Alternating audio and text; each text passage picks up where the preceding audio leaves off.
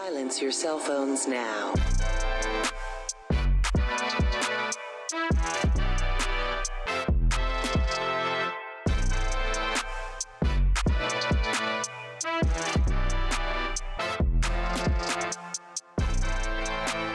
Hello and welcome back to another edition of Rent Money. Week 6 of the college football season is here, and Old Chisholm, Texas Pete, and myself are here to break it down. We're going to be going through a little bit of recap of last week, talking about some plays for this week, Heisman update, maybe a little bit of the recruiting beat with Old Chisholm. We'll see if we get to that. And then a little bit of, we're moving into Q4. If you're a corporate lackey like the three of us, maybe a little look back to 3 weeks or 3 quarters of college football into the 2023 season and what kind of surprises we took away from here from the first 5 weeks. All right, today's sponsor is Spritzy, a refreshingly new brew. This is a cold brew coffee tonic.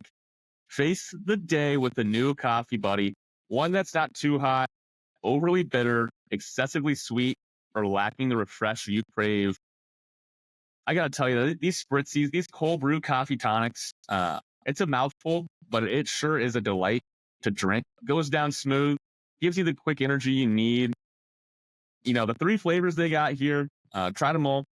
My favorite personally is the strawberry dragon fruit, but you may be interested in their original coffee tonic or the grapefruit citrus. So check out Spritzy at a store near you.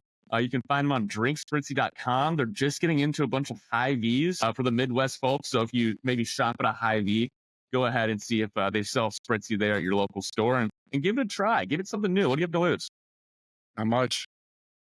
All right, we're back like we haven't left, fellas. Alabama and Georgia, I think, is probably the highlight of last week. That or Old Chisholm's record coming in with 10-2. Big turnaround week for Old Chisholm. Puts him back over 500 on the board. Texas Pete, 2-3, but he did hit his Texas Pete's play. Texas Pete's Texas play of the week, 4-0 now, sponsored, presented by Dude Wipes. And myself was 4-2.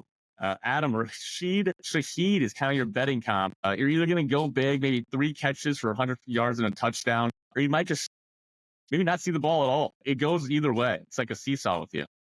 Dude, that is very, very solid comp. I was going to say, where are we going with this? But you're spot on. 11-3-1 week 1, 8-22, and then boom, 10-2, just like that. We respond. They hate us because they ain't us. And I hate us because I am me. Well, you were all over the Bama game. Milroe, ATD, Bama money line, Bama spread. What are your just big takeaways from, I think, what you described as game of the year? Yeah, I would say game of the year purely because, one, holy shit, does Alabama just continue to churn in top talent year after year. It doesn't matter if Saban is still there or not. It's still going to be Saban's guys for at least another year or 2, depending on the transfer portal situation. And I feel like that's something we didn't really discuss at all last week was these are all still Saban's guys that he went out, that he got, or that he gave the A-OK sign off on. But I think the biggest thing from this game by far was the fact that not only did Georgia not quit, not only did they not give up, and despite the turnovers, they still managed to make it a 1-score game and even outright had the lead at one point. I'm still honestly in disbelief a little bit that they were able to get a lead, but it was really, really cool to see that Ryan Williams tutty from Bama's side too. That's player on the field, probably him or Milroe. Ryan Williams. What were you doing at 17, Texas? What was I doing at what? At 17, Ryan Williams, 17-year-old phenom. I think a lot of people knew him, but he's introducing himself to the nation last week. Yeah, I mean, nothing comparable to what that young man down in Tuscaloosa did last weekend. But I don't know, regular 17-year-old stuff, playing pickup. I was a busboy back in the day, so, collecting checks for like $150, putting up, what was it, like 150 yards and 2 touchdowns or whatever he had, including an 80-yard bomb in the fourth quarter with 2 minutes to play to retake the lead. Yeah, that was absolutely unreal. Imagine being able to just control your body like that. I think that's what a lot of the great receivers have is just that body control, and he definitely has. He's not the biggest guy, but he's got great speed, great route running, pretty polished. I wouldn't be surprised if he goes Jamar Chase route at some point and sits out after his sophomore year. He's that good. But this is a game where I think Chisholm, you had some thoughts about Milroe versus Beck, and I think we saw the best and the worst of Beck at times. Threw for over 400 yards, 3 touchdowns, but he did 3 interceptions. Meanwhile, Milroe kind of looks like if you could craft a college football quarterback in EA Sports, Yeah. he's pretty close to what you would make with his running and throwing ability right now and the way he's moving to the pocket.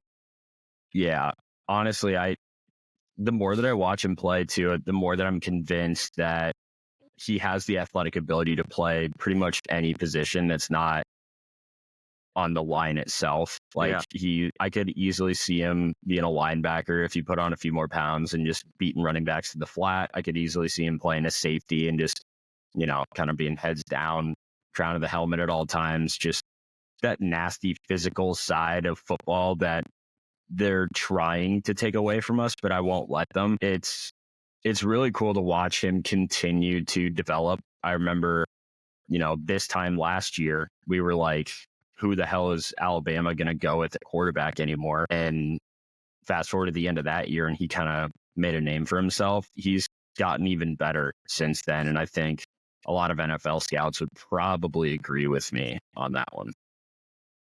Yeah, he looks even better than he did last year. That's for sure. Nick Sheridan, OC down there, came with DeBoer. That gets credit. Big credit for DeBoer. Big win, especially coming in unproven. At least to Bama fans, right? Golly, there's a lot of expectations. It is Saban's guys. We'll see how that develops, but can't have a better step in the right direction. Georgia, in the meanwhile, what does this loss mean for them? They got 3 more hard games coming up. Do you think like a 4-3 loss Georgia team could still make the playoffs here? I don't know. We were talking about it earlier this week. Just to rehash a couple of the big games they have coming up in no particular order. They're going down to Austin, Texas to play the number 2 ranked Longhorns. They are on the road they got Tennessee at home. And then who was the last one that they had? I don't know this schedule in front of me. Ole Miss. I don't know. Ole Miss doesn't look as good as they maybe once did either. It'd be interesting. It's hard to discount the fact that if they do have 2 losses, it'd be the 2 top 5 teams on the road potentially. So it's like you definitely have to take 2 losses. 2 losses. I think they're in a safe zone. I don't know. Interesting to see when that 3rd loss, if it happens, how it would weigh in exactly. I feel like we need to get our senses rebalanced with the new expanded playoffs, because you kind of had a feeling back when it was just the 14 playoff, like what 1-loss schedule would be able to still get in hypothetically. Whereas now I feel like, it could be anyone's game really.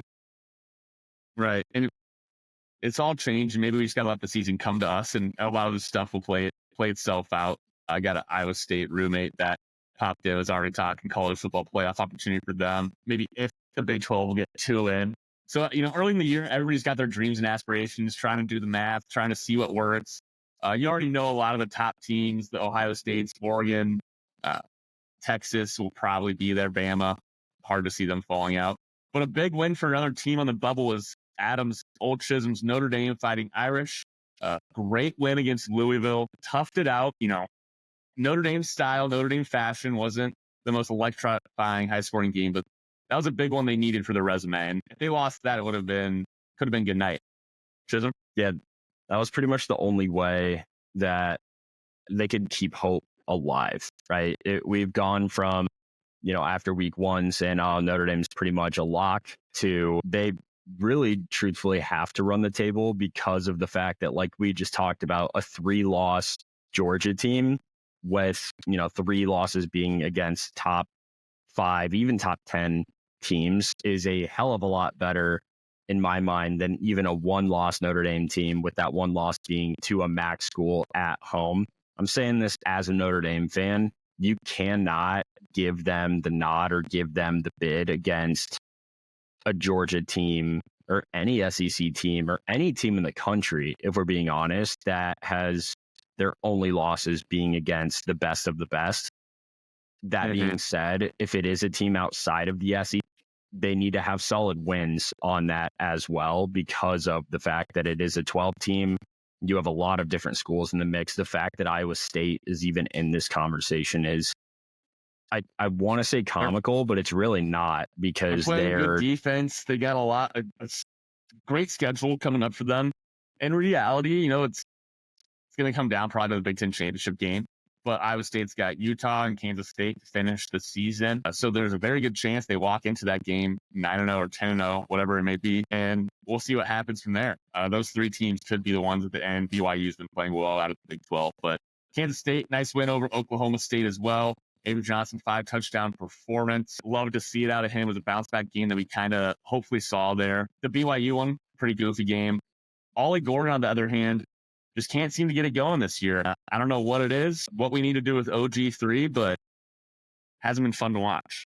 No, it's actually been depressing, honestly. Like they showed a sabermetric at one point during the game. He's pretty much, I think he's around 50% productivity from what he was around this time last year.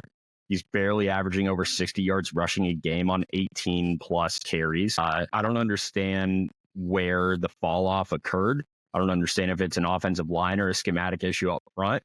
I just know that Gundy's been pretty quiet about it outside of, worrying about the team as a whole. And I've appreciated that. I love Gundy. Yeah, he's pretty fun to watch. I mean, he always puts out a good offense and a good team. But this Oklahoma State team's 0-2, and they were arguably co-favorites, or at least waiting in the wings for the Big 12. What a fun game Friday night, though. These Friday night football games have been absolutely delivering. One of the Heisman front runners, Cam Ward, and maybe the call on the field that you don't get anything like that in any other sport. It's the drama, everything you want on the Friday night. Any thoughts? Yeah, this was a classic college football hotel room game for me. I was out of town at a wedding this weekend. So I wasn't able to catch a lot of the games on Saturday, but Friday night I was absolutely dialed into it. For those who might not have been able to catch the game that are listening right now, came down to Miami. Miami's 19-point favorites, and Miami snuck away 38-34 because of an overturned Hail Mary at the buzzer. Wasn't a catch. I'm sure you've seen it come across your Twitter feeds and whatnot. And I think it was a horrible call on the field, but I feel like it's hard to also overturn it with, they always say, what is it? Irrefutable evidence, or is like the term that Gene Steratore is always throwing around in our fucking faces. See it. I thought it was a shitty call on the field, but because, there wasn't a particular angle or camera shot that you could definitively point to that shows it wasn't a catch.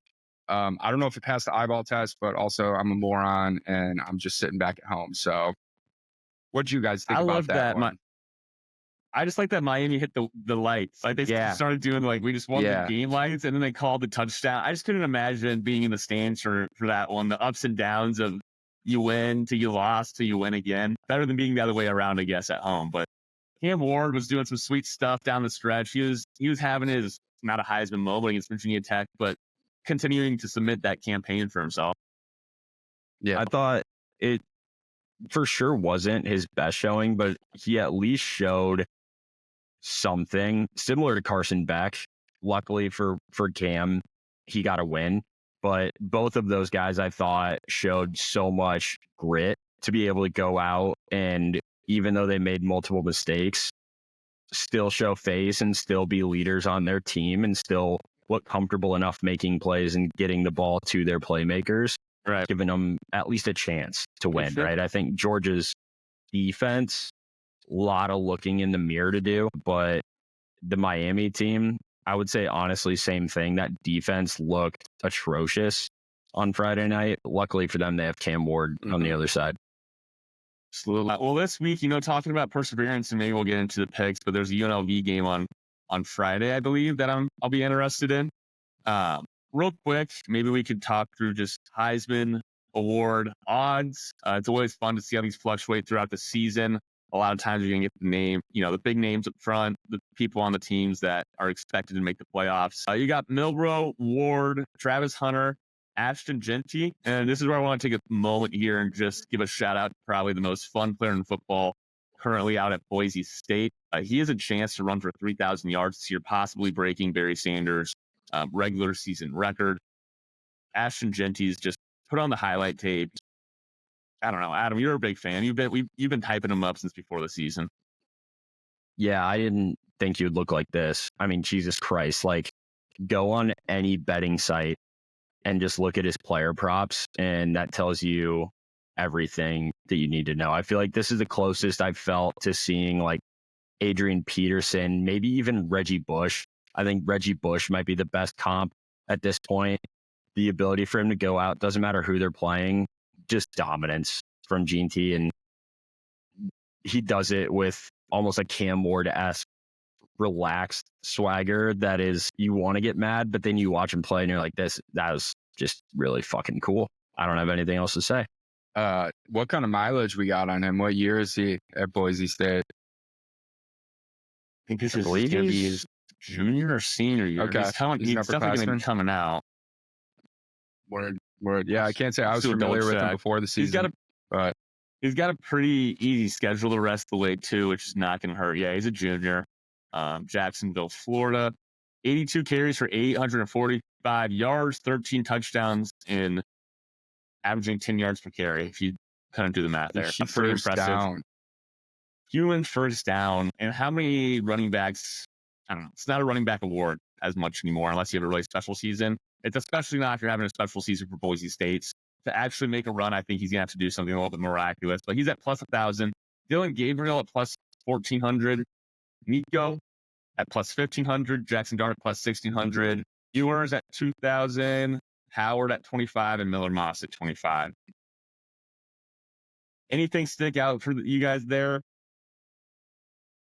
It's fun. Anybody that you can see making a run? A lot of Travis Hunter chatter coming in Heisman.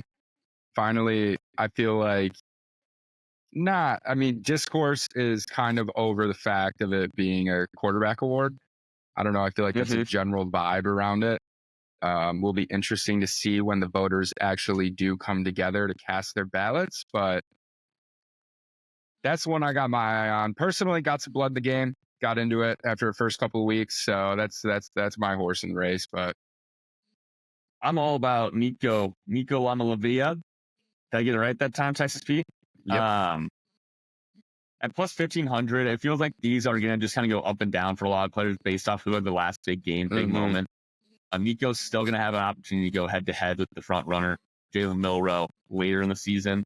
And I could see the odds doing a major flip in that. And plus 1,500 might be the best you're going to get them. This Tennessee offense, I think there's not too many defenses that are going to challenge them. I honestly think that Oklahoma game is probably the worst they're going to look offensively all year.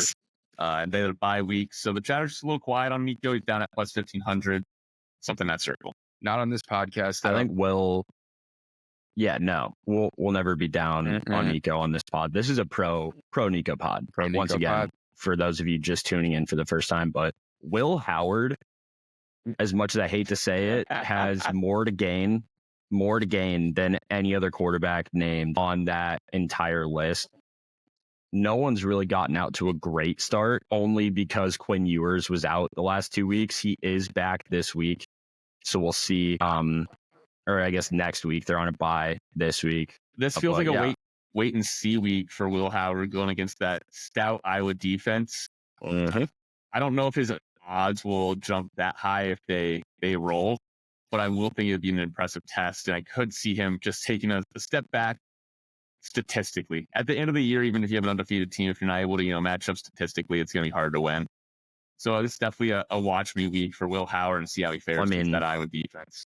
Yeah, this will be the toughest test that Ohio State has had thus far. Granted, that's kind of like saying, oh, look, there's the tallest midget, right? Like they're still a little guy. But for this Ohio State team, this for sure will be the most well-coached defense that they've faced so far this year. Maybe that they'll face all year because Phil Parker is just a gift from God, and we should thank him for that gift every day. But outside of that, I feel like this is a Hawkeye defense that is extremely motivated. I don't know if you guys saw the Jay Higgins comments, hashtag Higginized, essentially saying if you want to, he was essentially saying if you want to play against bums, feel free. But if you want to play at the next level, if you want to play in the NFL, then you should look forward to these opportunities, look forward to these games, because you're going to be seeing these guys 10 plus years, right? And Higgins kind of gives me a Joe Alt of linebackers vibe, where it's like he's not going to be the flashiest guy, he's not going to be the biggest, but I look at like a Nick Bolton in Kansas City, and I'm like, that's a guy that just gets it done week in, week out. And I feel like Higgins kind of carries that same stature, if you He's will. so He's fucking sick. good. He makes me so happy. He's had a couple interceptions this year too, where he just reads the defense and drops back into zone and makes it play. He's all over the field. He's the consummate leader. He's like everything you want in your college football player. Maybe we can just kind of move into this week's slate. This is a game I have on my card. It's the Iowa traveling to Ohio State. 18.5-point underdogs is what I have down, and I have over under 44.5. Let me know if you guys see anything differently, Chisholm. But it should be a fun test for both these teams. I'm not going to get my hopes up going into the horseshoe that Iowa can compete. I mean, what are your expectations going into this game? Result of it by midway through the second quarter. If Iowa is able to make some pushes in the trenches, control action, allow Caleb Johnson to do his thing, 4.5, 5 yards in a cloud of dust. You can rely on Cade McNamara to operate the game plan. You can't expect him to go over the top and actually That was execute. some good coach speak. Yeah, but I mean, I just think this is an Ohio State team that is going to have their way with Iowa this weekend. I personally think that freshman phenom Jeremiah Smith from Ohio State, he doesn't like his limelight being stolen by the kid from Alabama. So I think he's going to go in and do it with they highlight, they want to catch the buzz on social media. You got to feed them. I think I wouldn't be surprised if he pops for $160 and 2 touchdowns or something like that. But just in general game plan, if Iowa is able to prevent Ohio State from getting these over the top pop plays, then I think we have a punch.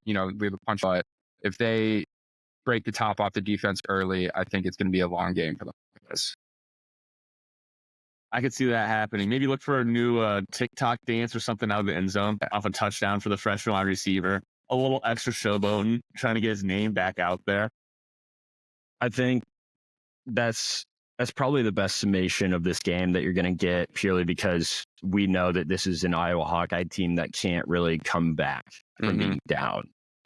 I think the first quarter really will determine whether or not Iowa has a fucking prayer at even being competitive. So I mean, you've seen our quarterback play every week, week in, week out for the last 10 years, 5 years. Like post Stanley at least has been. Put some respect on his name. CJ? And I will put some respect on former Minnesota Viking Nate Stanley, but I do think that Cade, as much as I want to be like, oh, he's gotten better every week, he hasn't. If anything, he's gotten worse, which is kind of like how. But I do think that we have enough pop with Caleb Johnson also being a sneaky link when it comes to the Heisman conversation. Him and Jeanty pretty much have the same stats other than games played thus far. Like Iowa having that bye last week was the only reason he's set back. He's averaging just under 10 yards a carry. Like if there's a hope, if there's a prayer, if there's a way, it is because they pound the rock early and often throughout the rest of that game. Well, based off last year's performance, Tim Lester, if he scores 14 points, that would be an infinite improvement over the 0 points they scored in big games last year. So the bar is so low. What's 92.5? That was Iowa's record against top 10 teams last year. Or not record, but the scoring margin. Yeah, we nice. gave up 92 and we scored none. Only up from here. Out though, and it could definitely tilt in our favor, and all the Hawks fans that are listening back at home. Ohio State is going on the road in Oregon next week, so it could be a look ahead spot here. I mean, definitely that's something that Ryan Day has probably had circled on his calendar here, other than the game at the end of the season. But I think it might be a replay of the Big Ten championship. Don't want to jump too far ahead of ourselves, but I love it. Yeah, it could be. It very well could be. I love it. We're like 20-point dogs, but we're going to run the table the rest of our games. Don't you worry. Well, hey, the one play I got in this one is the under 44.5. I was been an over machine so far this year, but as we mentioned, they scored 0 points against top tier competition. And so even a massive leap forward, which would be like 14 points, could still put them in a 28-14 type of game. The under would still hit in that type of game. And I think I was going to try and do their best to muck it up and make it a low scoring affair if they can. Last year, I think back to the Penn State game where there was no question who left that game as the more dominant team, but ultimately there was only 31 points scored total that game. So going to go with the under in that one. We'll see what happens on Fox Sports. Should be a fun one. Mm-hmm. All right. We jumped ahead a little bit because we were already kind of going down the Hawks road. But Friday night, we have Syracuse at UNLV. UNLV is 6.5-point favorites, and the over-under is 58.5. This is one that I personally am on. TP, what about yourself? I have an inkling. I don't know, rate it to an official play, but let's see your analysis and see if it'll sell me. Yeah. I don't know if you guys saw any of the UNLV game last week. I personally did not, but I remember going back and just checking some of the highlights. Yeah. I liked what I read. You know, some of the beat reporters they went a little above and beyond following some of the Sluka news. And Malik Williams, probably my favorite quarterback name since Dorian Thompson-Robinson. You got to have the hyphen in there. We love 2 Christmases almost as much as we love 4 Christmases. Shout out to my boy Vince Vaughn, Bad Monkey. Great movie. Thank you.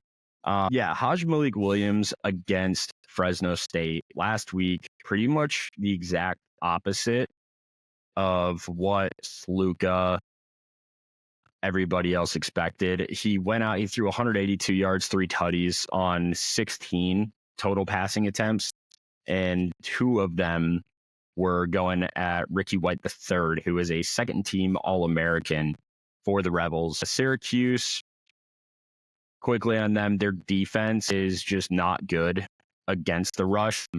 UNLV, that's their bread and butter so far this year, and I think the addition of Malik Williams is potentially the straw that broke the camel's back, if you will, when it comes to this spread.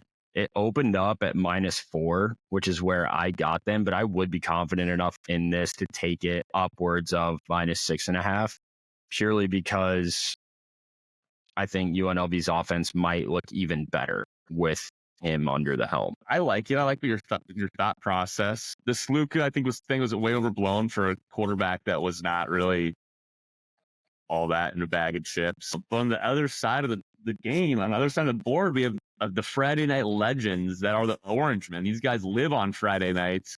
And the Cal McCourt Heisman trade, whoever knows. Maybe they get that engine running again. No, TP shaking his head. The Heisman campaign for Kyle McCord ended week 3, but it was a real fun first couple of weeks. That being said, he's still putting some numbers out there. He's averaging like 350 yards a game. He's got like 12 touchdowns on the season. So he's slinging it. This is a buy high spot on UNLV. They were obviously all in the media last week with their quarterback departure, NIL shenanigans going on down there in Vegas. I could see a sneaky spot here where Syracuse comes in. Their run defense isn't horrible. I think they're in the conference with like 120 something yards per game, maybe a little bit less. Friday night games. Everything went wrong in that Stanford Friday night game for Syracuse. Yeah. Too. The more I'm thinking about it, the more I'm getting all mixed up. UNLV's already played a Friday night game, and they play another Friday night game the following week. How did these 2 teams get assigned as the Friday night representation? I'm going to see so much UNLV and Syracuse football this year. It's going to be, and the Nebraska AD's too good for Friday night football, but they're turning into Rebels and Orangemen fan. All right, I have a question for you guys. Where do you draw the line for the caliber of teams playing on a Friday night? Like, obviously, you wouldn't like to see a premier SEC matchup play, but like, I kind of like the quality of like competitive games that we're seeing. It's nice, easier way into the weekend by just watching, one college football game. You know what I mean? You got 12 hours of it coming up on Saturday, but just watching this one on Friday night is nice. It's a bit of the red zone conundrum at times too. Sometimes on Sundays, if you're only watching Red Zone, sometimes you feel like after you watch it all, you're not sure if you what you watched or if you watched anything. Because there's so much coming at you. You really get to immerse yourself and soak yourself into the game. I think you make a good point. Texas Tech quality is like the perfect level of quality. Yeah. They've had the perfect amount of like lower ranked teams. I don't know if ESPN's trying to shove some of these teams into, or maybe Fox as well, trying to shove some of these teams in the top 25. So, you put the 25 next to UNLV's name. And it's like, this matchup just looks a lot more enticing. Yeah.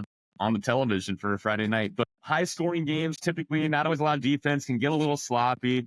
They're fun to watch. Ups and downs, back and forth. Friday night lights, we're huge fans of. All right. So I'm going to say, hey, I'm taking UNLV minus 6.5, by the way. They rolled last week on basically a 1.5 spread. They're going to roll. Or no, ATS. Syracuse. They have yet to not cover a spread. Syracuse is also going, east to west. You hear a lot about the west to east commute. I think I heard a little birdie telling me it's midterm season in Syracuse, a very prestigious school, Friday night. We thought this was going to work for Stanford a couple weeks ago against Syracuse, so now we're going to flip it back on the Qs. It wasn't midterms, though. Is it officially midterm season?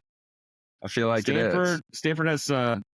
I got bad data with the Stanford midterms. I think this is actually peak midterm season here for the Qs, especially on the East Coast. Their schedule runs just a little bit ahead of the West Coast, something I've been looking into. Lots of reasons why. Probably not to be discussed on this podcast. Okay. Going into the other Friday night game here, we also got a little ranked number on the schedule here. We got Michigan State visiting Oregon. Oregon is 24-point favorites. Over-unders at 52.5. Matchup that if you listed it like 10 years ago, it would have been the primetime game on a Saturday, but here we are in 2024, and it's a Friday night game. Underwhelming as of lately. I don't know if it's fallout from, their whole situation that they had a few years back. Tucker? Was that their coach's name? Sexting on the phone? Oh, yeah. Yep. In sense. Don't know what to think. I can't say I've watched the Spartan program quite yet this year. But I'd be fine if Oregon isn't able to just control this game from the jump. But also Oregon has struggled, notably the first couple of games this season. They were in a couple close ones, sweaty one, non-conference games. Officially for them here this weekend. You guys have on this one, or is it just going to be a flip between games and enjoy it? Staying away. This is the kind of game I would not want to see my team on if we were playing Oregon. Mm-hmm. Just stand alone Friday night, have to watch it, nothing else to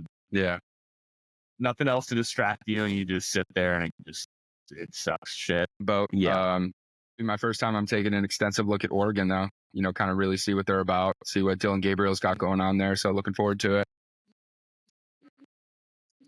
I want to see their defense more than anything else. I feel like Oregon's a really interesting team purely because when you lump in Dan Lanning, now Kirby Smart, and Steve Sarkisian, Kalen DeBoer, we didn't mention this earlier, but Kalen DeBoer is undefeated against all three of those coaches. 1-0 against Kirby now, 3-0 against Lanning, 2-0 against Sark.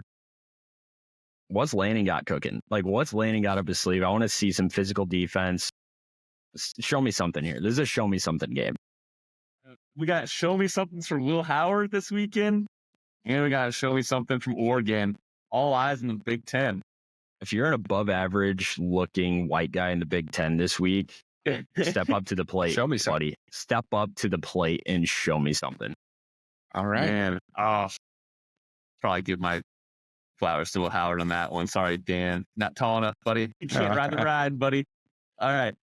Pittsburgh at UNC. This is +3 Saturday morning for UNC, over under of 64. Potentially my play of the week here, but let's hear it. TP, Well, what do what's you holding think? you back? What's holding you back? What's the bug? Show me something. There's one. That's what I'm trying to show me a little something today, Pittsburgh. Who's their hot guy? I was gonna say one other game that might be in contention. I wish this one was at Acrisure, which is better known as Heinz Field. Forever will be known as Heinz Field. But TP, I know you're familiar with North Carolina. As of last week, I obviously was either on them or trying to fade them early in the season. They got blown out by James Madison at home. Afterwards, Mac Brown, legendary Hall of Fame collegiate football coach Mac Brown, National champion. discussed the defensive letdown against JMU. And ultimately, I think he was considering retirement in that press conference. If you go back and watch it, that's just a man that has lost all will to live, let alone smile. They then turn around. North Carolina cancels all of their player interviews for the entire week. I like that. And how do they respond to that? They blow a 20-point lead. It was 20-0 against Duke, and they blew a 20-point lead to lose by a singular point. Duke's not that good either. They got Malik Murphy, Texas transfer. He was like a third string last year. There's just so much evidence on a week over week basis that this is probably the worst team Mac Brown has ever coached. I don't know if it's the injury bug with Max Johnson going down week 1 or what, but Omarion Hampton is not carrying this team the way that they were hoping he would. And honestly, this North Carolina team is a great reminder that in college football, it can always be worse. It literally can never be rock bottom because you get to find that new avenue of achieving just the pitfalls of mankind on a week by week basis. So tough week for a lot of North Carolinians. Yeah, they're just waiting on basketball season in Chapel Hill. I think for me personally, this is just a pure fade North Carolina spot. But what is it? Yes. Eli Holstein is a quarterback for Pitt. He's a stud. Texas Pete, would you say there's been an impact from the Hurricanes to normal prep for UNC this week? Would they have had any changes in their schedule? How are the good people in North Carolina doing? And what kind of impact maybe would that have had on a football team? Yeah, I mean, Hurricane Helene decimated Western Carolina. Our thoughts and prayers are out to the folks in those areas. Don't have any impact in the central part of the state. That's where we're located. So Texas Pete checked in with his family and friends. He was all right. I think that would impact, this performance at all. If anything, maybe brings them more resolve together as a team. It might uplift in this moment. I'd keep an eye out for App State. They're definitely in the area. Although I haven't seen. They probably have a game this weekend, right? You have to think. Because they were really quick for a lot. Boone, North Carolina was like right in the mix of it. So there's definitely a lot of damage Marshall around there. At 2:30. Where's it at? At Marshall? At Marshall. What's the line? This could be sadly a fade. Hold up there. So second. fast, little man. All right. Marshall -3. All right. App State +3. Putting it on the feels card. like they are. Marshall? Give me App State +3. This is a principality play. When you go through adversity as a group of young men, such as the App State football program, you're able to translate that into other aspects and facets of your life that no one could see coming. And this is one of those opportunities. So I'm taking App State +3 on the road in Marshall, be donated to the those impacted by Hurricane Helene for that play. You can do that. I will not. I just don't live in hurricane affected areas, and my life has worked out pretty good because of it. However, I will donate my time and energy to helping those in need of assistance. So Adam, you never know, buddy. Maybe I'll be coming out and seeing you, TP. Help you rebuild that apartment. There, Chisholm? I would say once, maybe twice a year. Depends if the Red Sox make the playoffs, and that hasn't really been much of a thought since 2021. So I do want to give a quick shout out to App State quarterback Joey Aguilar. Dude, always fun to watch play football. But number 2, proud alumni Luke Combs. Yeah, App State, Charlotte guy. Shout out. I guess number 3 too. They have one of the most beautiful stadiums in all of college football. Purely, they probably got the fall foliage coming in now too. You remember the 2015 upset against Michigan? App State, greatest upset in college football history. That goes without said. But Texas, you might need to take a pilgrimage down there this fall. Yeah. If your Saturdays aren't busy enough, get out there for us. What do you say? Old Chisholm, what is your play of the week on this game? We got a little sidetracked there. UNC. Yeah, bad. I'm just fading UNC here. Going all in with Holstein. Unfortunately, I'm going in with Narduzzi, but I think Pitt just takes care of business here.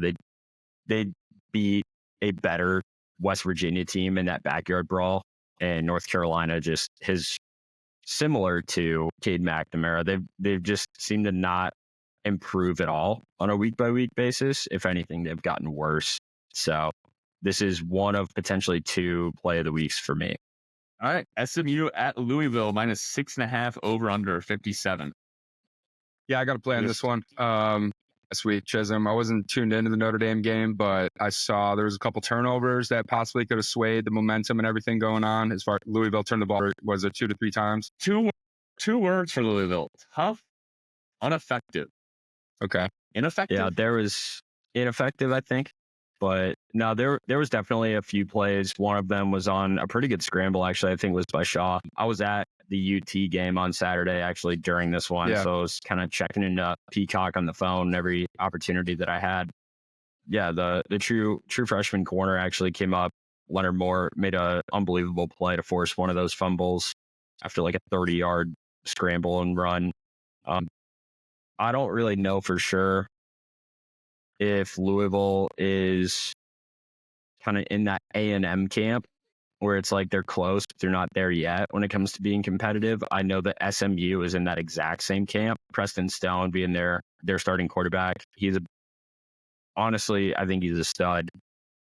And they're a team that has for sure gotten better on a week over week basis when you look at the ATS and the scoring margins. However, Tyler Shaw impressed me. He made one of the best throws I think I've ever seen in my life.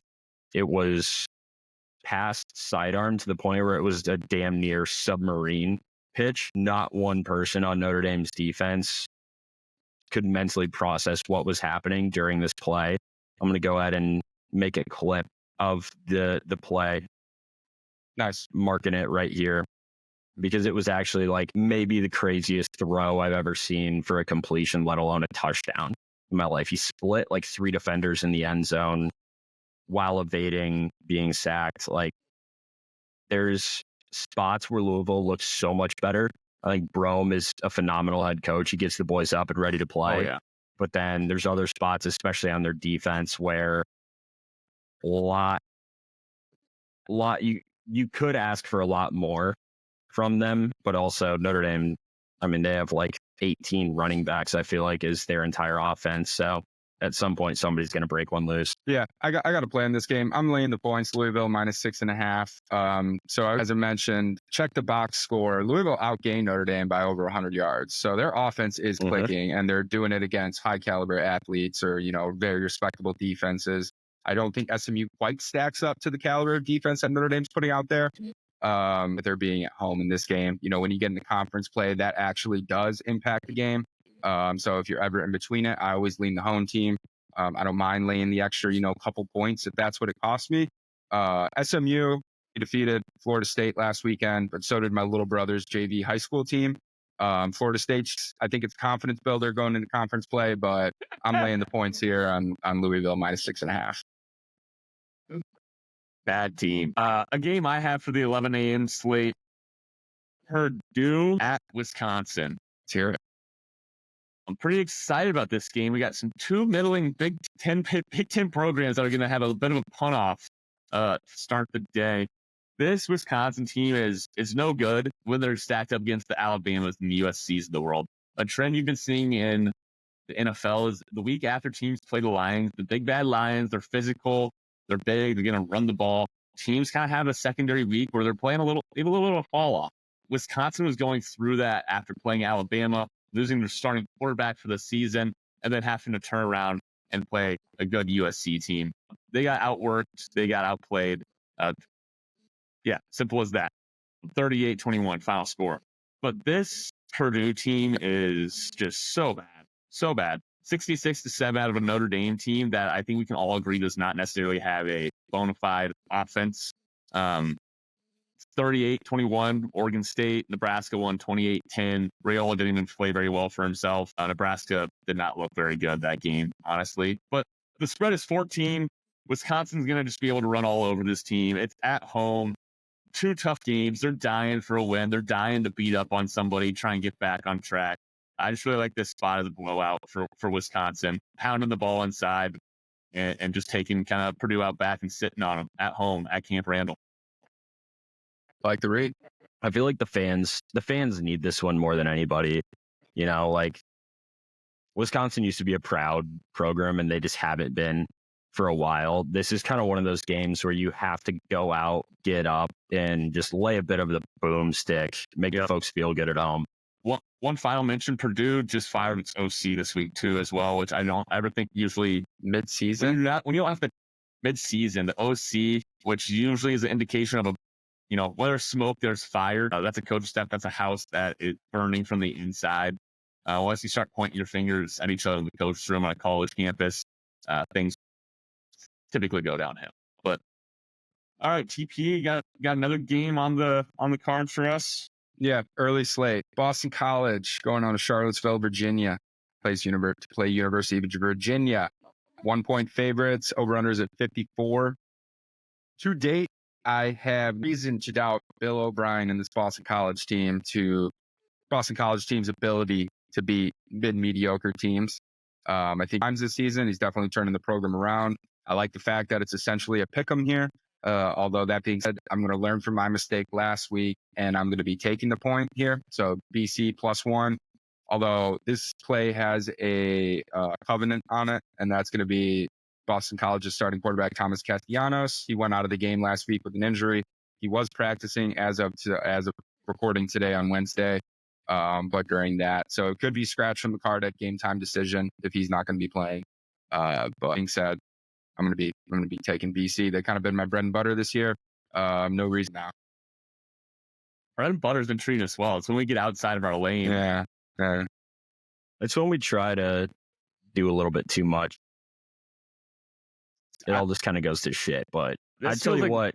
Yeah. I don't know. I might want to merge lanes. I want to merge lanes with this one. I was just going to say, if you're a Castellanos in October, I got my eyes on you. I'm excited to see what happens. Post Pete Rose, post Dikembe Mutombo. I feel like 19 people that I have thought about within the past 2 to 3 years, at the bare minimum, right? They're all dead. I don't know what the fuck is going on, but so many celebrities and people just died out of nowhere this week. Food for thought. Life's short. Cherish it. Live it. Love it. Frank, go ahead American and just Pickers. Rip. That was another big one. That's the one that hit home. Yeah. And home's where the heart is, and heart is where you're picking them in America. And we're picking Boston College. This is a pure tail TP spot. But then also, point number 2 I was going to make, Bill O'Brien showed more personality over the past week or two. I don't know if you guys saw any of those clips of him sharing stories about Belichick and all the different guys in the Patriots locker rooms that came in and out. He shared a Matt Castle story. Apparently Matt Castle is really funny. I didn't know that he even had a personality, let alone that it was a good one. And that's all you got. Yeah, I mean, Alex Moran that shit all the way home and cash that check at the bank, raise 7 kids and put them all through private school, hope that they don't invest themselves in OnlyFans. I think Castle, based on that story, based on a lot of the different things that Bill O'Brien was coming up with, I was like, you know what? Maybe this might be the guy. Might be the guy to turn this program around, kind of the Matt Rule of the East Coast, if you will. Excited to see them continue to improve year over year. But yeah, this Castellanos kid at quarterback he's electric, dude. I think if he's out, I want to see where the line moves, because it's definitely going to shift hard in Boston College's favor for some extra points. But honestly, I might go out and just throw the money line right now in case the exact opposite happens. I'd be willing to live with that. All right. I've always had a soft spot for Bill O'Brien. I think he's just another guy that suffers from dumb face plague, and he takes a bad rep for it. I think he's one of the highest on the Bill Belichick coaching trees. You might not believe me, but Bill Belichick's coaching tree's got a lot of mediocre, I guess, to say the least. A lot of ugly faces. A lot of ugly faces. I mean, Kirk Ferentz, you could say, is in the Bill Belichick coaching tree. but I wouldn't really. I would consider the Hayden Fry coaching tree. You know what I mean, Caps? But I'm also joining in. Like I said, emerging lanes. Give me the Boston College here on this one as well. We're gonna go all three of the fellas. This could be the one and only time of this year. So I know it's the first time this year that this has happened. So fingers crossed. Boston College take us home. Missouri is going to A&M. A&M's 2-point favorite. Over under 48.5. This is such a fucking rat line staring at me in the face. This feels like OU traveling to Auburn last week all over again.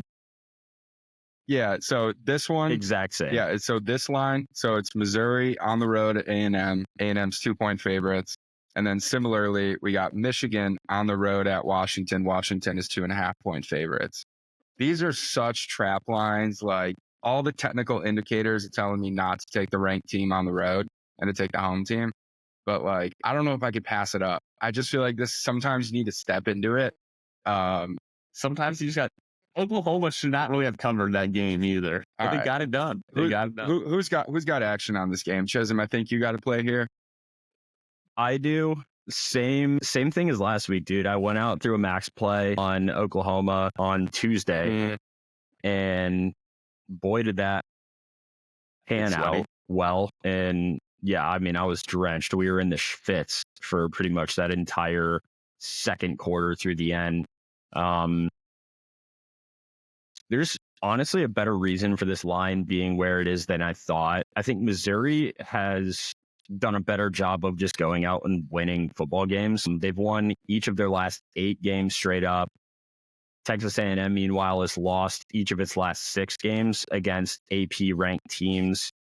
A&M has also failed to cover the spread in each of its last 6 games against said AP opponents. Missouri, on the other end, has covered the spread in 7 of their last 8 road games, specifically against conference opponents. With this being an SEC matchup, I feel even better. And Missouri has also won the first half in 7 of its last 9 games versus conference opponents. So there's a little sneak peek and kind of where my brain is looking at right now. And honestly, this game is going to come down to, for me, who's starting at quarterback? Yeah. Who's starting at quarterback? Because Connor Weigman looks terrible. Marcel Reed doesn't.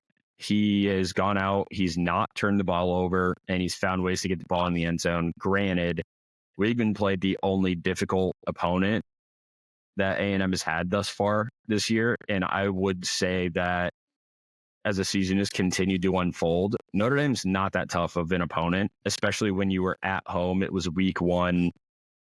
6 combined starts for that offensive line, and A&M shits the bed. Is always going to be solid, though. True. And in the Al Golden era, so are a mid SEC school is going to have an above average to, dare I even say, good defense. They're going to be able to put out at least 1 to 2 guys in the draft, first 3 rounds. Every year you see it happen, and every year these guys find ways to produce. Defense is living off of a reputation built 10 to 15 years ago, a little bit still. I would agree with that. I'm not going to argue that. However, when you watch them play, it is just a different level of physicality. Yes, those top level teams definitely still have dudes, right? Yeah, absolutely. But also, I'm for sure going to be betting on Missouri. The question is not necessarily if, it's how much, based on the quarterback that will go out. I think Weigman was supposed to play last week against Arkansas. He didn't. They covered a 3.5-point spread by 0.5 point. Pretty sure that was the first time that they had covered a spread all year outside of the Florida game. But Florida is Billy Napier's got it. Just don't know if I'm going to put this on the card, but I do. It jumps off the page. And Missouri -2, you're scrolling through the app. That's just one that immediately just catches your attention. Kyle Allen Fields worth how many points? So what's the Kyle Allen Field? Cook to Luther Burden, baby. That's all day. But then also, what's the guy's Nate Noel, I believe, the running back. Yep. Yeah, he's stud. Tex, you want to get a play in on this game? Or are you staying away? No, but I'm going to step in the next trap game we're about to talk about. Go for it. Michigan at Washington. Michigan on the road. What did they hold off? Minnesota last week? Was that right? It was a close one. Came down to the wire. They looked bad in that doing second nothing half. in the pocket. Playing Friday night in Rutgers. Score was closer than the game actually was at the tail end of the game. Washington scored, went for two, got it, got a 3-and-out, and then ultimately drove down and missed. I think it was like a 50-something yard field goal, which would have pushed the game into OT. Rutgers, for the most part, they were in control of that game, minus the last 2.5, 3 minutes of it. I don't particularly think this Washington team is fantastic. I think a couple of weeks ago that you don't need to be able to throw the ball to win in the Big Ten. I'm hoping we're able to slop it up again, and Michigan's just going to run for 260 yards and control the time of possession battle by, just 17, 20% or something like that. Spin this trap because it's the people it's going to be a Big Ten team that I'm going to be betting on if I'm doing something stupid like this. Probably going to look like a fool come Saturday evening, but I'm going to be taking Michigan +2 on the road against Washington. Michigan's just looking not devilishly phenomenal, handsome no, and wickedly funny, and you just gotta get rid of them. You gotta appreciate the games that they're playing now. Like they're man. I'm over here fist pumping, fellas, because Freed's getting pieced up a little bit in the Braves Padres game. It's good to see. It's good to see. Old Chisholm. I just saw that too. I have a lot of thoughts on this one. At first, I remember seeing this line, and I had an even more exaggerated reaction than I did for the Missouri A&M one. Mm-hmm. I was almost like, how? Your phone. I literally almost threw it. I was like, in what world is this Washington team that just lost to Rutgers going to come in here and be even less of an underdog? Granted, they're at home against the reigning national champ. Granted, Michigan does not look anything like they did last year, but neither does Washington. I think Washington might have regressed even harder. It really just is going to depend on will Rogers step up. Yeah, kind of fun. Step up to the plate. Repeat of the national championship game. Show me something. Like this should show me something. This should get circled more on the calendar. Like I know these teams aren't who they are last year, but this game should be getting like a whole week of introduction of last year's championship battle. Like play it again on the gridiron. Well, that's I guess where college football is at because they have new coaches, completely new teams, the transfer portal. It's still exciting. One of these Twitter guys I follow, Kelly Ford. I don't know if you guys follow this guy. I've heard the name. He's got great advanced data analytics. He puts them out in a very digestible way on Twitter.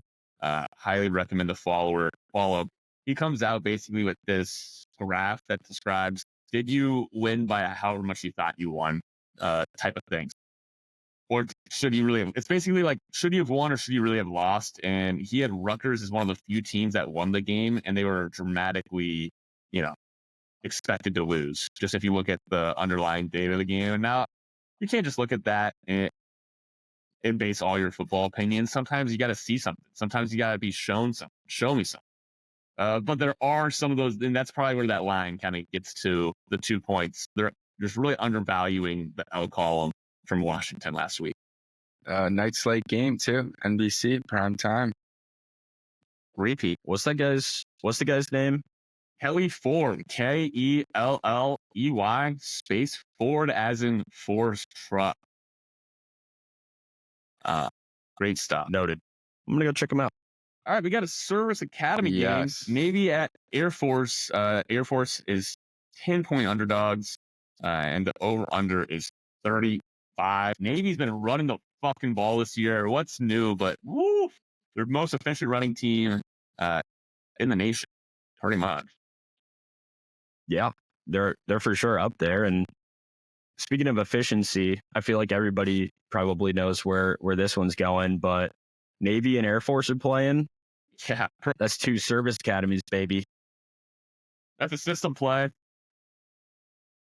It just makes sense. It's a system play, but also it's a system that is proven to be successful within the last however many games. The under is 44, 9, and 1. That would be 54 games. That's 83% of the time the under is hitting. between service academy teams. I don't care who they are. I don't care what's going on.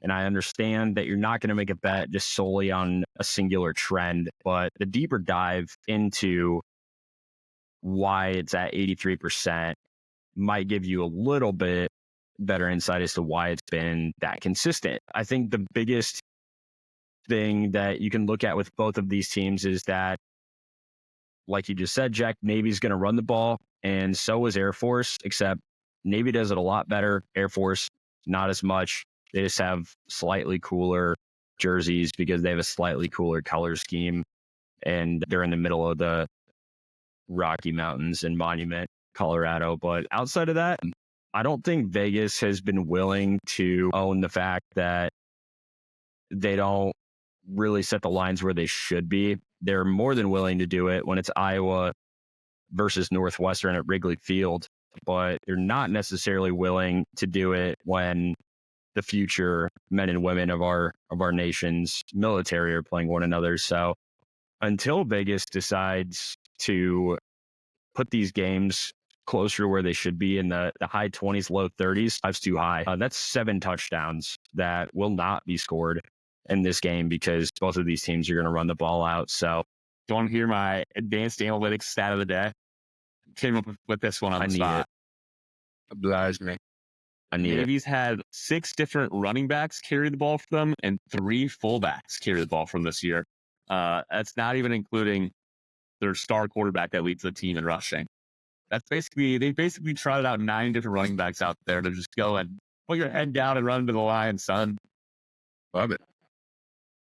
The Service Academy underhype, I feel like that really got big a couple seasons ago. And then I took it one of those games, like 1 out of the last 10 where it didn't hit. You like the Academy Service Under? Yeah. You like the Academy Service Unders? Oh, yeah? Well, what's your favorite album and song? Exactly. What was your favorite game from that you bet the under on in 2016? In those unders, Chisholm? That was on my card as well, but we'll mix it up on the TV graph just to keep it fresh so we're not just overlaying picks here all week. All right, Auburn War Eagle. If you're not a War Eagle guy, I don't know what to tell you. At UGA, but hey, got to be an UGA guy too. Big fan of both those mascots. Top 15. UGA's number 1. Georgia's 24.5 point favorites. Over under is 52.5. I got not one. Jack, I got 2 plays on this one, and they're both the dogs. Oof, oof, oof, oof. Biggest thing in this game is the way that it ended last week. No, I'm not talking about a score. I'm talking about Kirby Smart ushering his players off the field, dapping them up, telling them keep their head high. He was a proud father watching his guys leave the field. He knows for a fact that they're not going anywhere. They'll most likely be seeing that Alabama team again before the end of this season. And honestly, desperation ended up spurring innovation for this Georgia team.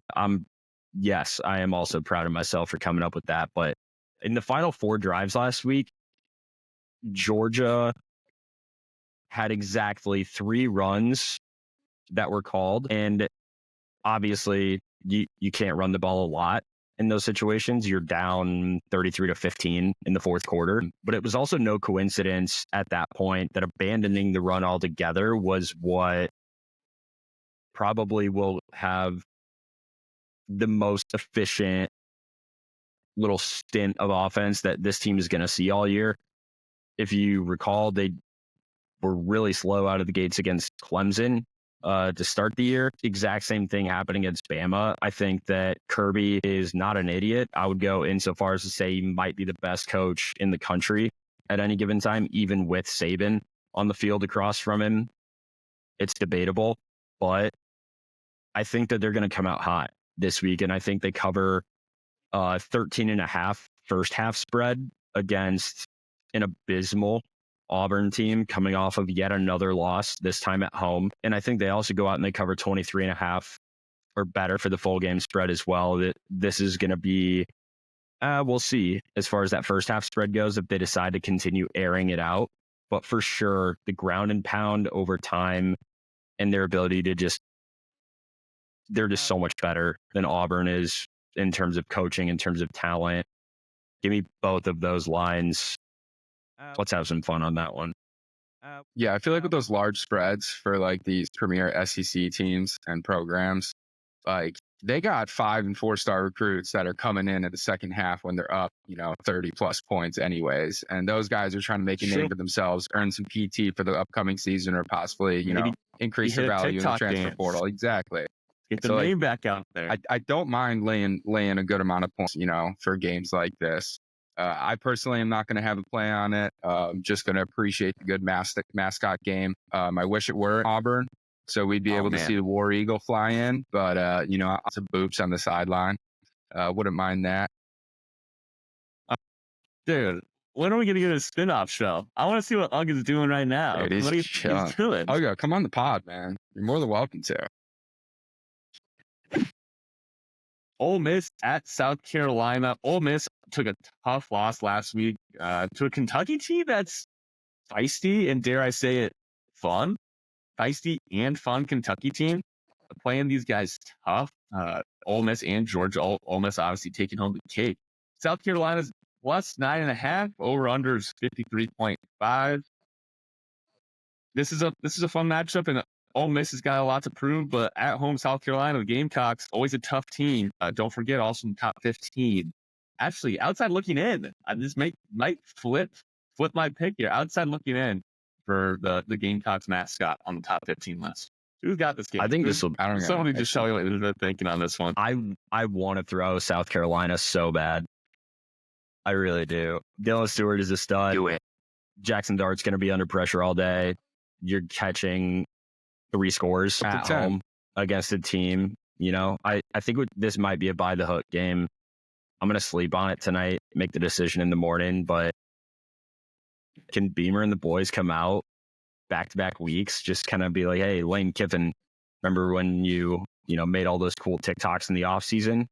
Like maybe should have been out on the field with the megaphone, helping the boys get better. Lane Kiffin, remember when you tanked the Oakland Raiders? You shithead. Oh, I'm gonna take Lane Kiffin and Ole Miss in this game. Really?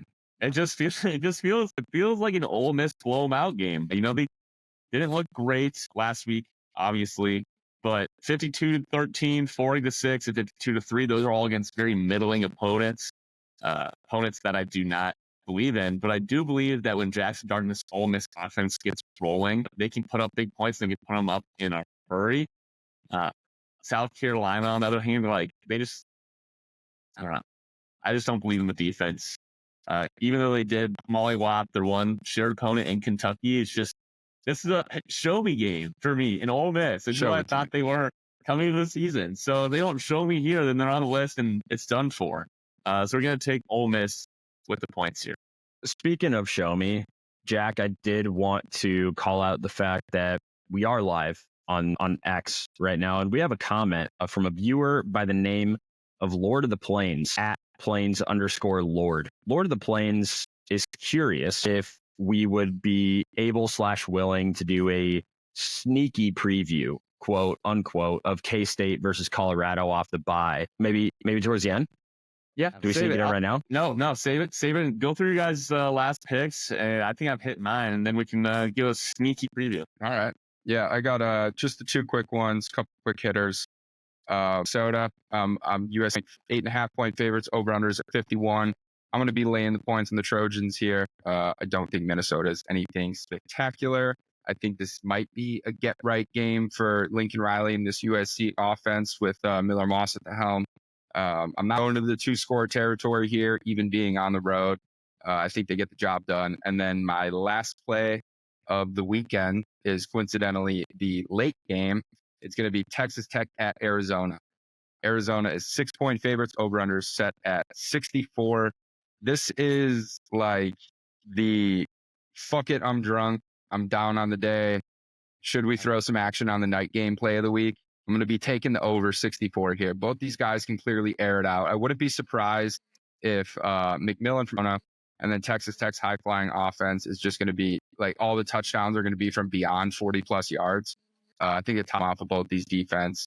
I'm going to be melting in my couch after a good day of day drinking and watching college football. So I'm going to be taking the over in that one. I think I like the over in a lot of games this weekend. I was going to say, I think I like the over in Minnesota USC. Weirdly enough, I just feel like USC's defense isn't what we thought it was after that LSU game. I think Minnesota's offense looked so much better last week. Putting up 24 against Michigan isn't. Don't blink That's at not it. a walk in the park. Yeah, Not a walk in the it. park. Especially the week before that, they only scored twice against Iowa. So I'll quickly speed through the rest of mine as well. For that game, I have a Minnesota lean on that game. Just like what I saw out in the second half, another road game for US.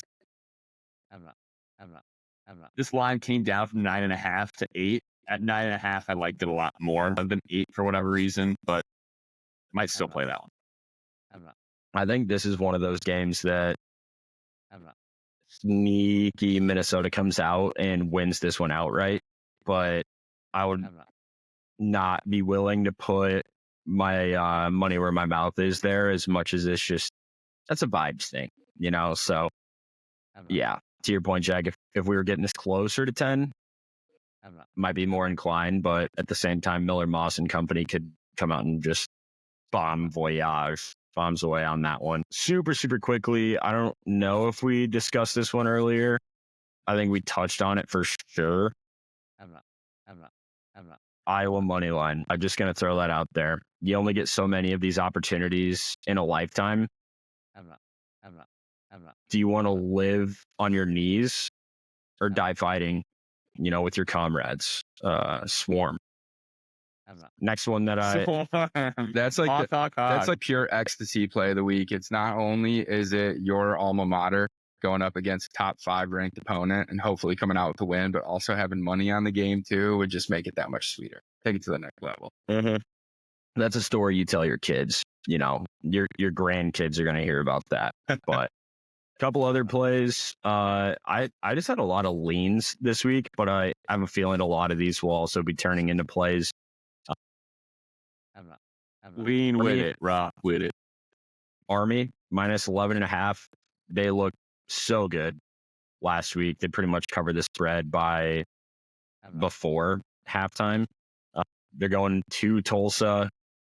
We got high on Tulsa before that Oklahoma State game. And what did we tell ourselves, Jack? Never again. We're just going to fade the Golden Hurricanes there because the only Golden Hurricane going on nowadays is in R. Kelly's jail cell. So pass on the boys in Tulsa. Stanford plus 8.5 versus Virginia Tech. These two teams, I feel like Stanford looked down, Virginia Tech looked up. I think they're way too similar to have a spread be past a touchdown, even with it being at Virginia Tech. Ashton Daniels is not great, but he's not bad. I like this that. Is an experienced Stanford team. Curious to see if this line moves much more, if at all. They got some lanky receivers at Stanford. That's the one thing. My big takeaway from them against the Orange Men. Just some lanky dudes out there. Lanky dudes, and they also have a UNI and a Panther, Josiah Galvin, proud West Liberty High School alumni. Shout him out. He's a middle linebacker for the Stanford Cardinals. So that's fun. Rutgers, why not? They got a full touchdown to play with going into Nebraska.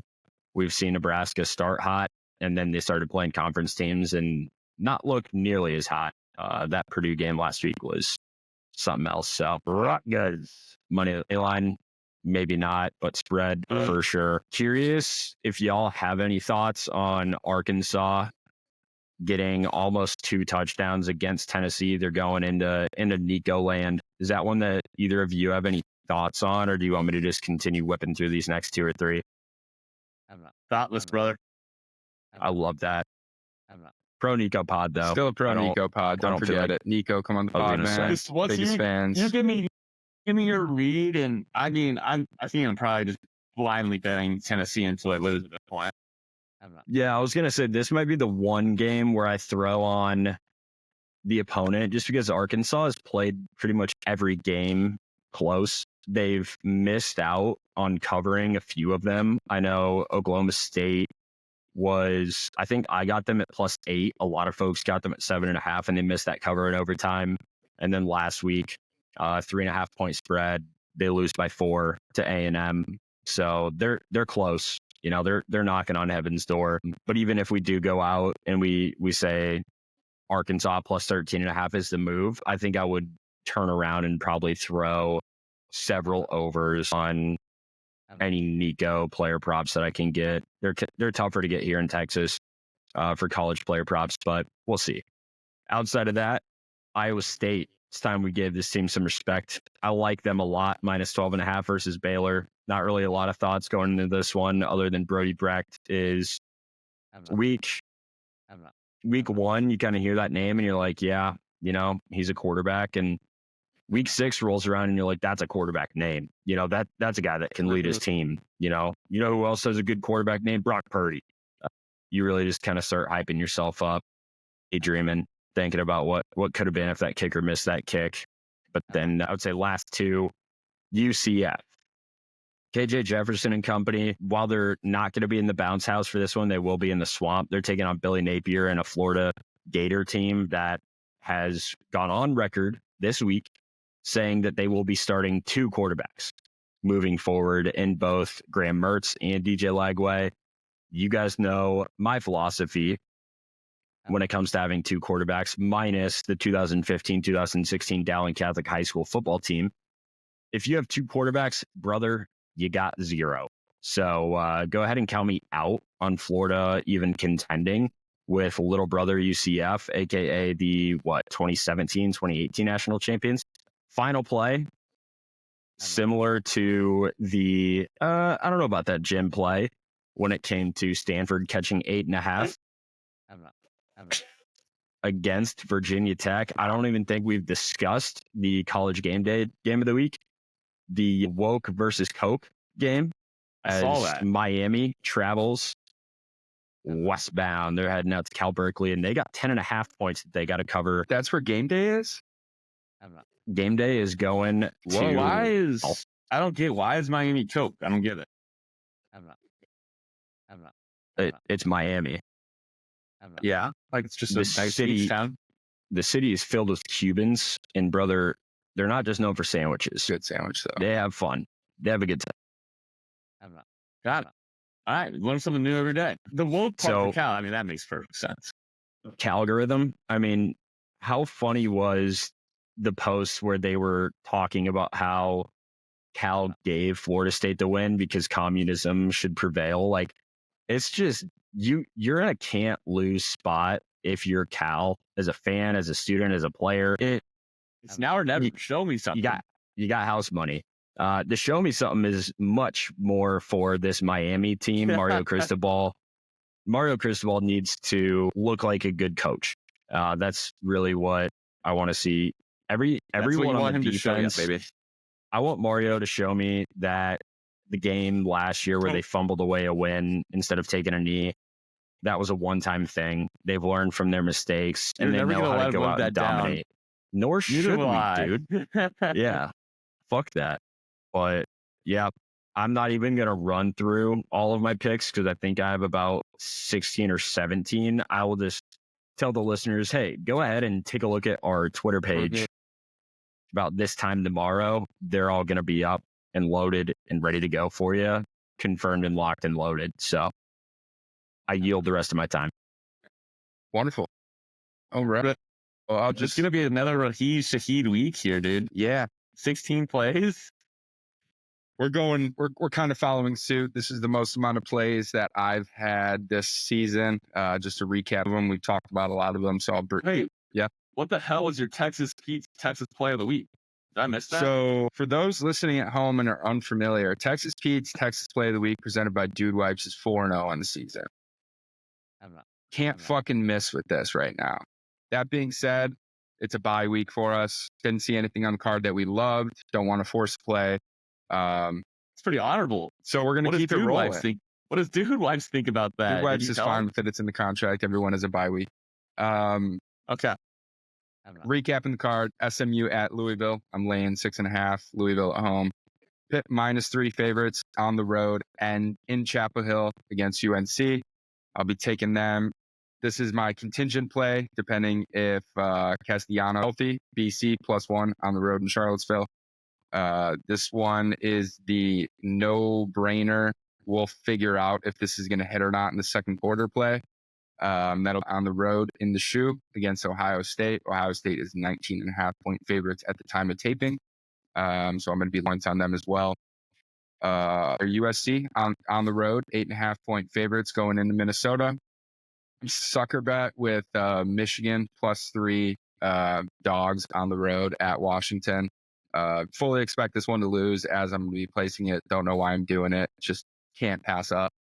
I see ranking on the schedule here against an unranked opponent, and I'm getting points. Are you serious? Fuck it, McMillan's down there somewhere. Play of the week, also known as the fuck it, I'm drunk and down on the day. Should we throw on the late night game play of the week? Texas Tech, Arizona, 11 o'clock Eastern kick. We're taking over 64 points. Hopefully just fall asleep to just some bombs being thrown there. And then lastly, we have the Principality play. Is that the Pat Bev special? Yeah. The Principality play. All proceeds will be donated to those impacted by Hurricane Helene. We're taking App State +3 on the road at Marshall. I'm not. Joey Aguilar, take us home, baby. 8 plays this week. Wow. I'm not. Fuck it. Here we are. You. I'm not. Putting ourselves out there. I got quite a few too.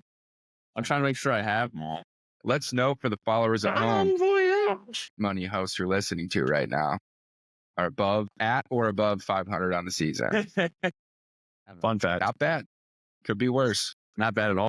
Recap what you got for us this weekend on week 6's slate. And then we'll kick it over to Chisholm to send us home. Get them all freaking lined up and loaded. Hope I don't miss one.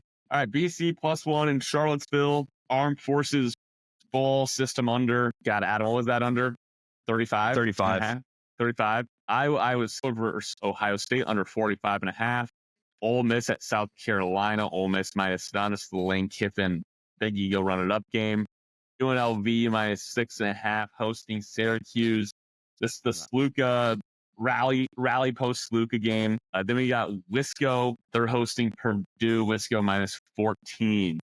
Just like the spot a lot on that one. I think that's gonna do it for me. 1, 2, 3, 4, 6 for me as well. If I had, go ahead. No, I was just gonna say, as always, you can tune into our X account, formerly known as Twitter, at Rent Money Burner, to see the entire plays that we have every week. Also, you probably Spotify. If you're listening right now, you probably are well aware. Hit that follow. That's exactly right. Also, if you're listening on Spotify, we live stream our pod every Wednesday night around 7:30 Central Time. So be sure that as well. Those are my plugs for the week. That's all I got. Blood God. Drink Spritzy. All right, Old Chisholm. Yeah, I got one more ad for you guys before we get out of here. Before you get the good stuff. This is the premium picks. Old Chisholm's premium picks. Behind the paywall. No, those will just be posted. I don't have the energy or the brain capacity to read 19 fucking plays right now to end this thing. But I do have the energy to talk to you guys a little bit about Hype Outdoors. That's right. You can see I'm wearing them on the hat here with a little Funky Town camo. Shout out to the good folks back home, Winterset, Iowa. Born, bred, raised, corn-fed, barn-bred, whatever you want to call them. These guys aren't just about slapping a logo on some bullshit and throwing it out there and calling it a day. They are tried, true, and tested, moving from the state of Montana to where the good whitetail are. That's right, folks. Winterset, Iowa. Let's be honest, the logo, it's attractive. It gets looks, right? If you're a hunter, if you're an avid outdoorsman, you're going to get a compliment or two. But let's also talk about the real star of the show, the Big Daddy, the climbing sticks that Hype invented. My good friend Warren actually patented and invented a portable, more mobile form of climbing stick so that you can get up that tree and take a little shot of that good aim with just a little bit more ease, a little bit more comfort, and a little bit less weight that you have to lug around at the end of the day, other than the deer that you're dragging ass back to the truck. These bad boys will have you scaling trees like a squirrel, hyped up off some Red Bull. I'm talking the watermelon summertime flavor. You know what I'm on. But seriously, they're sturdy, reliable, and they make you feel like a hype man beast. Can't really say enough man beast. about these guys. Can't say better than that. If you're also the type of person that enjoys going and pretending to be an athlete, can't quite hang up the cleats, they have a number of live events upcoming. Trail runs, shootouts, the works, basically anything that your CrossFit buddies are going to want to brag about, you can beat them to the punch. Hit up hypeoutdoors.square.site. Grab yourself some gear. They have a few things on sale, and pretty much everything is low stock. Maybe sign up for a race, and while you're at it, get their newsletter so you can pretend like you know what the hell's going on. And goddamn it, folks, get hype. Love it. Like I said, Walk, run. Hypeinnovative.com. and maybe, yeah, hypeoutdoors.square.site for the folks at home. Got to make sure they're going to the right spot. But after you get done loading up, your cart is full, your belly's full. Who gives a shit? Why don't you go ahead and just shoot a little text over to the bookie after the week that we handed you last week, and just tell them that I don't know. We say hi. Let's go Hawks. Go Hawks. Ha ha ha. Silence your cell phones now.